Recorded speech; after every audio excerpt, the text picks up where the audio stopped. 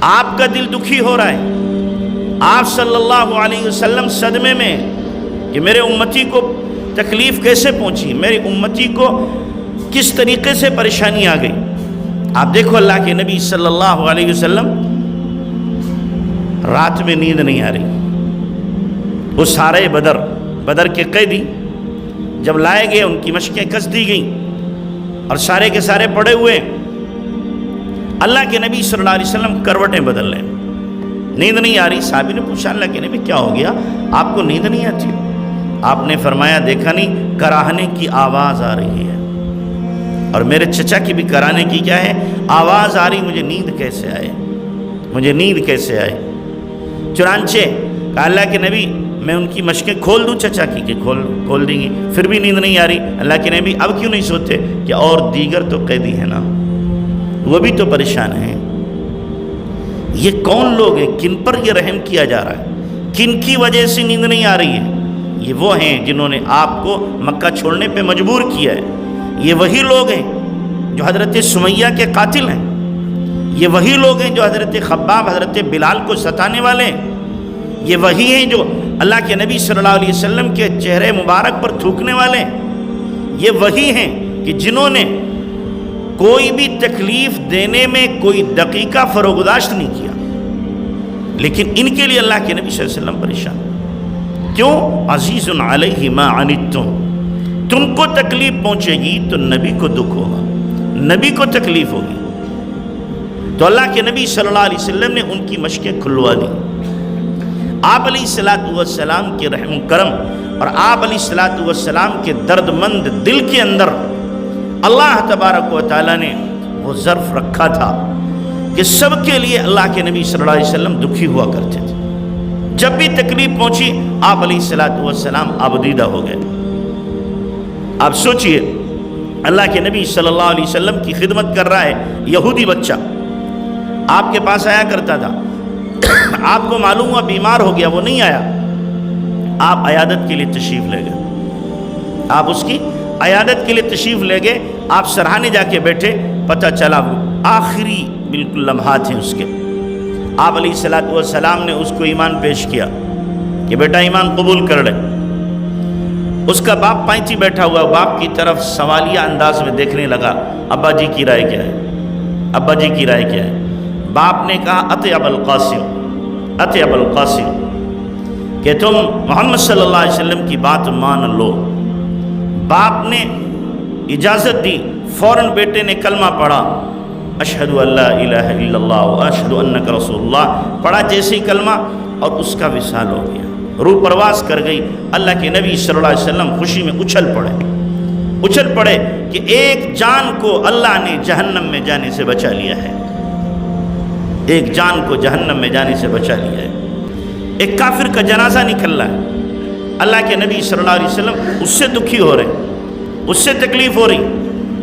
ایک صحابی کا ہاتھ کاٹنے کا حکم خود اللہ کے نبی صلی اللہ علیہ وسلم نے دیا کہ ان کا ہاتھ کاٹا جائے، کہ چوری میں پکڑے گئے ہیں اور گواہوں کے ذریعے سے چوری ثابت ہو چکی، لہذا اللہ کی حد ان کے اوپر جاری کی جائے، ہاتھ کاٹا جا رہا ہے۔ ہاتھ کٹا، اللہ کے نبی ایک کونے میں بیٹھے مسجد میں رو رہے۔ صحابہ نے پوچھا اللہ کے نبی آپ کیوں رو رہے؟ کہ میرے امتی کا ہاتھ کٹے، میں نہ روؤں تو کون روئے گا؟ تو کہا اللہ کے نبی آپ منع کر دیتے، نہ کٹتا۔ فرمایا اس سے بڑا ظالم کون ہو سکتا ہے جو اللہ کی حد کو واقع کرنے میں رکاوٹ کا ذریعہ بنے۔ اللہ کی حد کو بھی کیا ہے جاری کرنا ہے، اور ادھر کیا ہے امت کا درد بھی ہے، اس کے لیے آنسو بھی بہانا ہے، اس کے لیے رونا بھی ہے۔ تو ہم سوچیں اللہ کے نبی صلی اللہ علیہ وسلم کو اللہ تبارک و تعالیٰ نے کیسا دل دیا تھا۔ آپ علیہ السلام نے طائف میں بددعا کیوں نہیں کی؟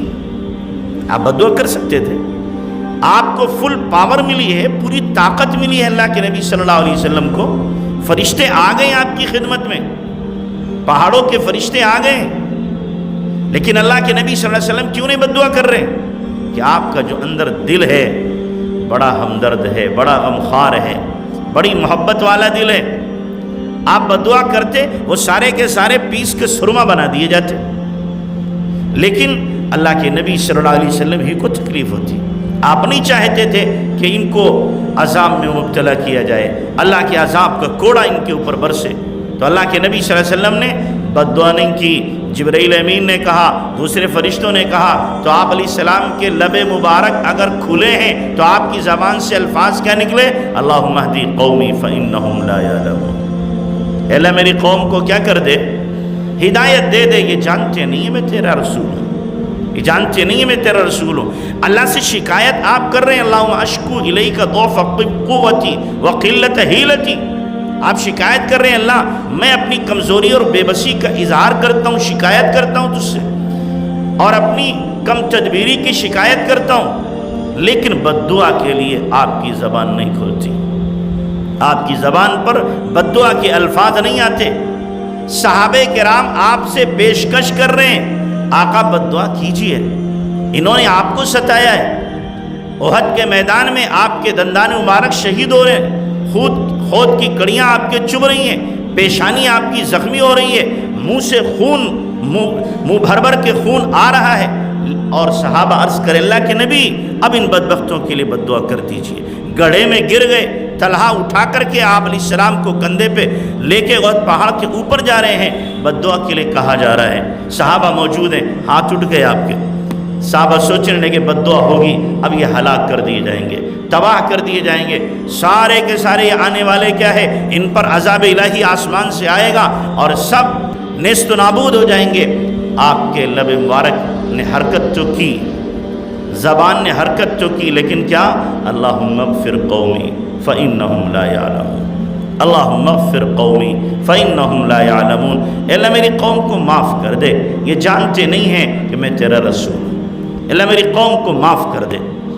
اتنے پر بھی بد دعا نہیں، بد دعا نہیں ہے۔ اور ہم میں اگر ہمارے پاس طاقت ہو، قوت ہو، اولاً تو اگر کوئی ستائے تو ایک کا جواب 10 سے دیں گے، اگر اس نے گالی دی ہے تو ہم گالی نہیں دیں گے، اگر گالی دیں گے تو 1 کی 10، اور اگر ایک ہاتھ مارا ہے تو ہم ہاتھ نہیں، ہم ڈنڈا ماریں گے، اور ڈنڈا مارا ہے تو ہم پتھر ماریں گے، پتھر مارا ہے تو گولی چلائیں گے، گولی چلائیے تو ارادہ ہوگا بم سے اڑا دیں، اور صاف کہیں گے اگر تو نے ماں کا دودھ پیا ہے تو ہم نے بھی ماں کا دودھ پیا ہے، ہم نے کوئی گدھیا کا تھوڑی پیا ہے۔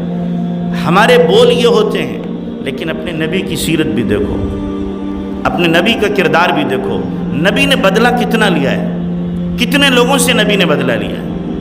ام عائشہ فرماتی ہیں منتخب رسول اللہ صلی اللہ علیہ وسلم من احد لنفسہ، اللہ کے نبی نے اپنی ذات کے لیے کسی سے بدلہ لیا ہی نہیں، اپنی ذات کے لیے کسی سے بدلہ لیا ہی نہیں کبھی، اور ہم کبھی بھی چھوڑتے نہیں بغیر بدلہ لیے ہوئے۔